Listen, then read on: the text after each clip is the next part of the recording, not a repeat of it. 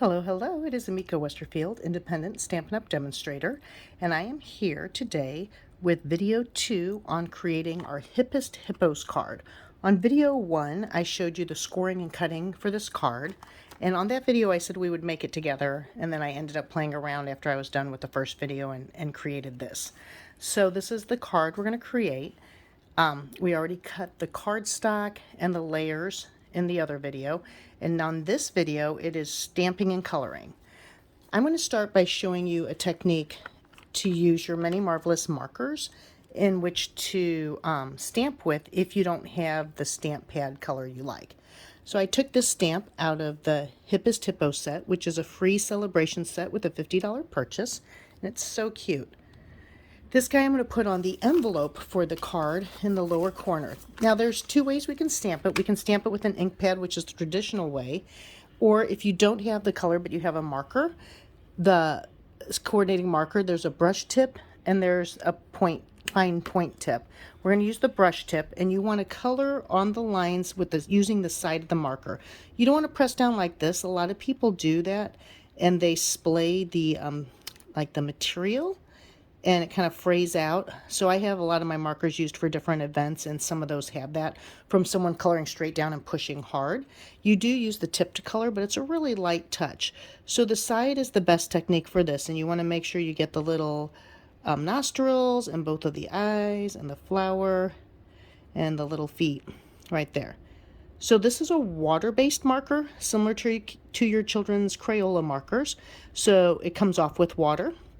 If you were to splash some water on here, it would start to spread, so we don't want to do that. But on this, I'm going to huff on it, and the moisture in my breath moistens the ink that I colored on there, and you just press straight down and up, and you get that cute little image.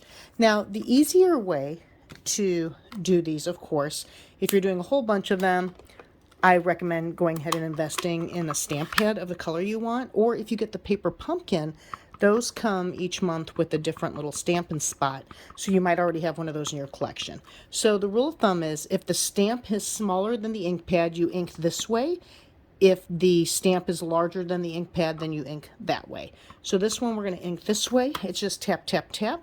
You line it up where you want, and you press straight down and straight up, no rocking. You get the same effect. The difference is that the many marvelous markers, I could have colored different colors, so I could have done the flower in yellow if I wanted. I could have done, you know, different ones in different colors. So now I'm going to use our Stampin' Scrub. This is the ideal method for cleaning, sorry, I have dogs, cleaning your Stampin' Scrubs is the ideal way of cleaning your red rubber stamps. So I just sprayed Stampin' Mist on the left side. You notice the little raindrops there, that's for wet, and this side has a sun, which is for dry. And you just scrub it and then dry it. And that cleans the ink off your stamps. Now if I'm using a really dark color, or if my Stampin' Scrub is really dirty, I'll also make sure I just tap it off. So I'm going to put this stamp back in its holder. The next thing we're going to do is we're going to stamp the hippo image that goes for the focal point, and I'm also going to pull out the words that we're reading in the middle.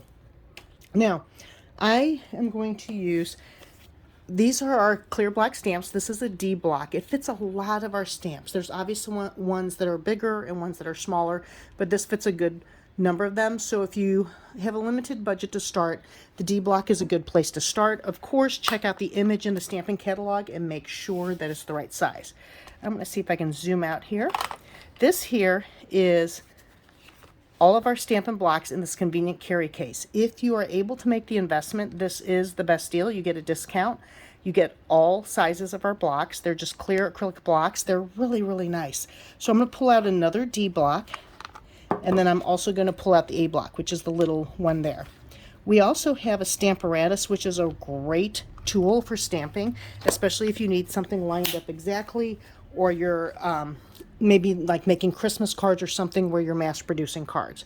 So I'm just going to stick this onto the block, and this little guy I'm going to stick onto the A block like that.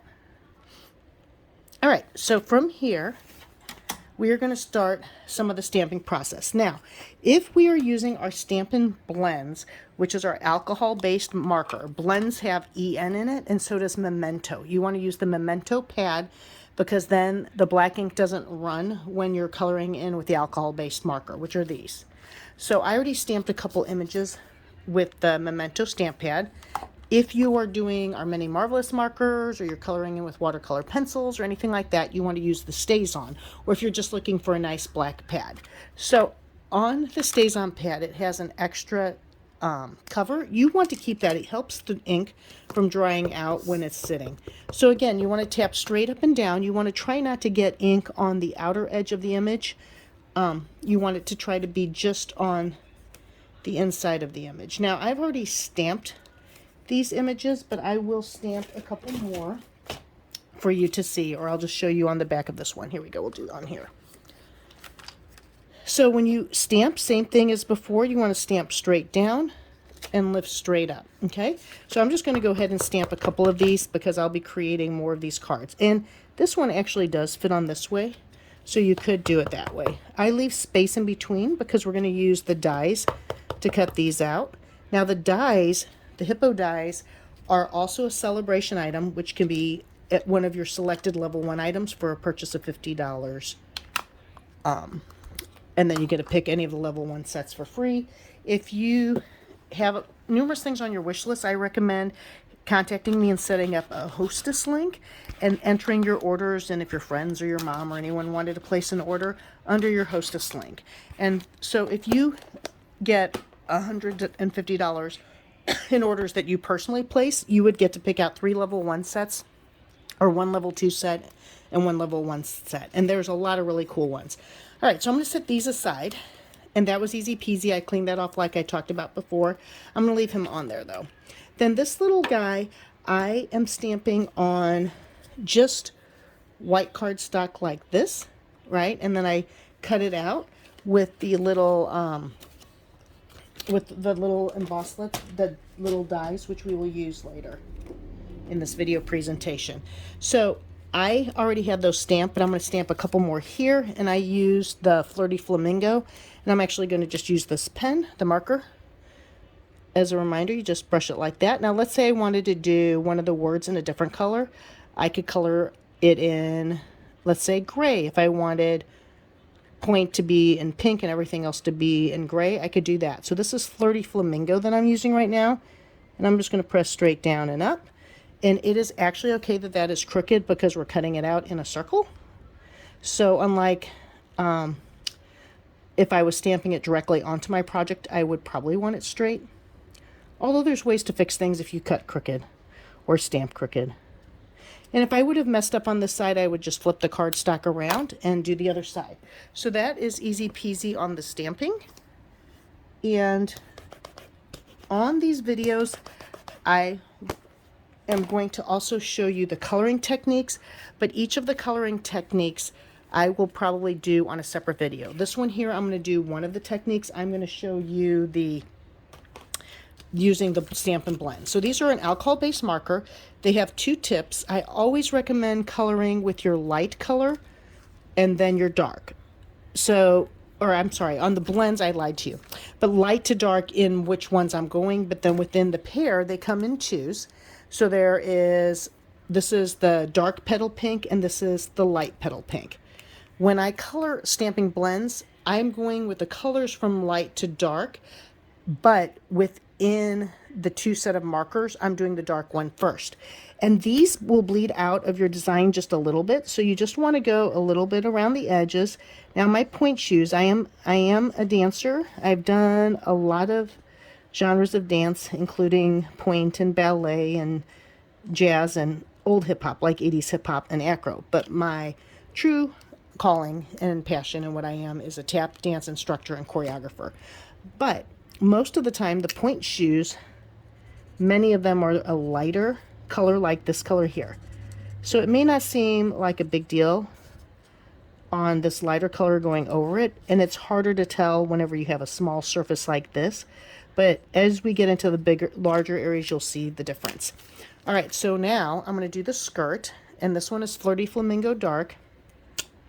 And I'm using the bullet end on these because there's more control. There's a brush end, but the brush end will happen on a larger surface. When I do the smaller surfaces, I try to do this. Now, what I personally like to do is I like to outline the area with the darker color.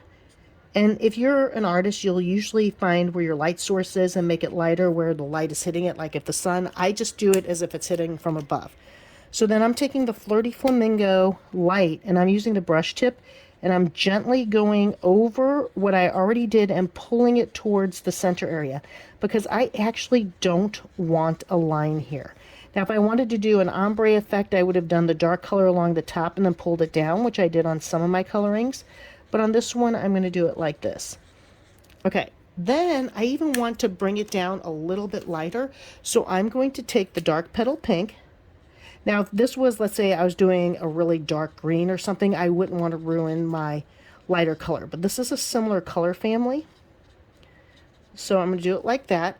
And then I want her to have her little fingernails painted because I am also a color street stylist. And as you can tell, I like sparkle and prettiness on my nails. Now, for the record, if you have a little one performing in the Nutcracker, I do not know a studio that they would be allowed to wear nail polish for the performances. All right, so that's how you color that one. Now I'm going to move to my grays, and I'm going to start with the bullet end and trace over the ears here.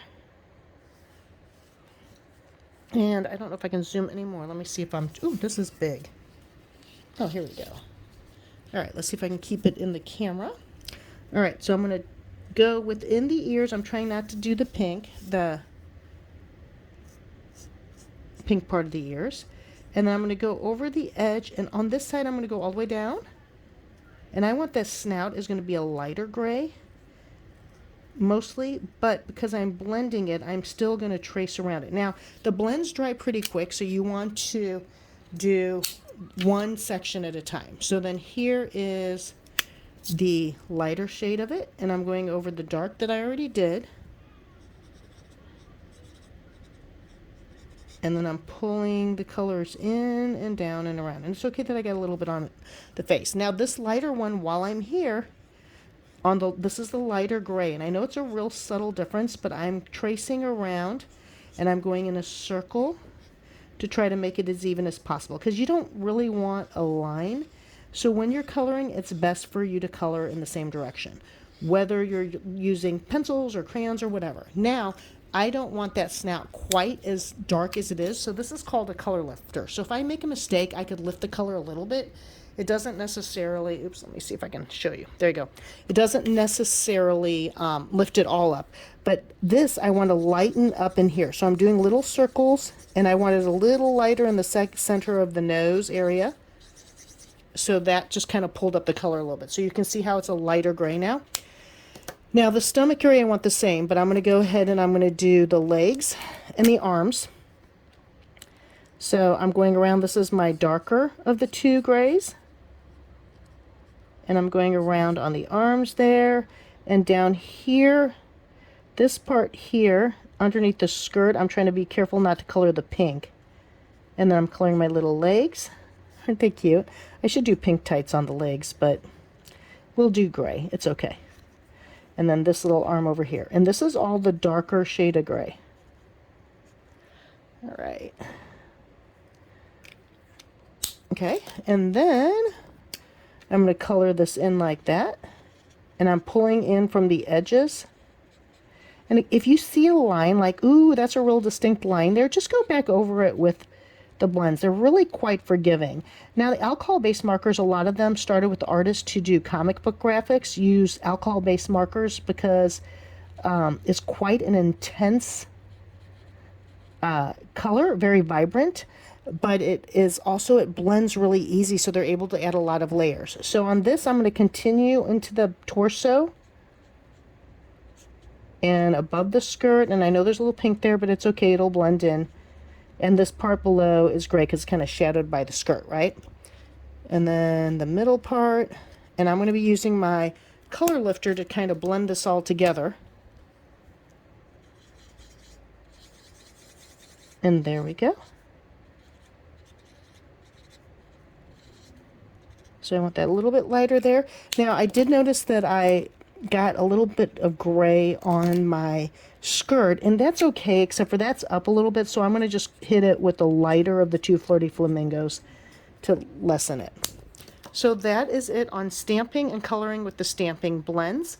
Once it's dry, I'll show you an accessory, an add-on at the end. Actually, I might show that now on this one. So I like the skirts to be a little sparkly. On this is our Wink of Stella, and it's actually quite ingenious. It is a pen with the glitter built in. And this is water-based, so I believe it's water-based at least, yeah. But it still works over this. And I'm going to do my little fingernails. Now, on some of the edges, we're cutting this out so it doesn't matter as much, but on some of these, just to show you, for example, it won't make the color necessarily all the way go away, but where you color out a line, you could just do a little circle of this to lighten that up to make it look more like a shadow versus a mess up, if that makes sense. There you go. The hippo with the water, with the Stampin' blends to color that all in. So I'm going to do the next videos, one each for the other coloring methods. One of them is using the Stampin' Right markers and our water painters. The other one is using our Stampin' Right markers, our water painters, and the Wink of Stella. And the final one will use our watercolor pencils and the water painters. So all those are going to be looped together as part of the the coloring and stamping stage. Join in for the next videos. Thank you.